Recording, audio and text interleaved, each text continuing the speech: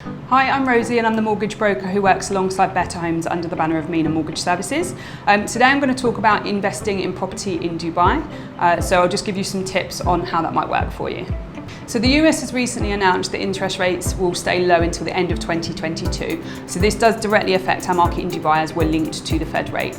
Because of this, you might be asking yourself what you can do to benefit from this. Now, savings interest rates at the moment are really low in most parts of the world, so leaving your money in a dormant savings account isn't necessarily the best way to benefit from this.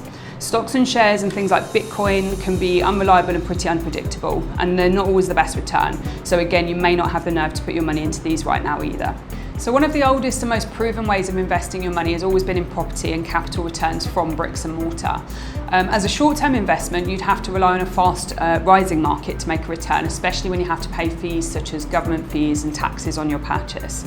As a longer-term investment, however, you can benefit from quite a low outlay and pretty good returns over a longer period. So here's my real-life example to explain how that could work for you. I recently did a mortgage on a one-bedroom property on the shoreline in the iconic Palm Jumeirah. So my client secured the purchase price for 1.125 million dirhams, and the property bears service charges of around 20,000 dirhams per year. So we secured finance on the property, loading some of the fees into the mortgage, which meant that my client only put in 260,000 dirhams of his own cash, which includes his down payment of 20% plus all of his fees.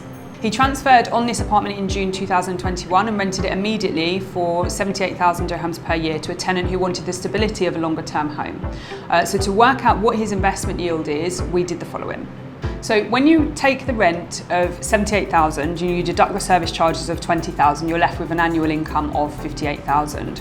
So divide this by his purchase price of 1.125 million, and bear in mind that 84.8% of this was financed by the bank using the low interest rates that are available in the market today. And multiply this by 100 and you get a net return on this property of 5.1%.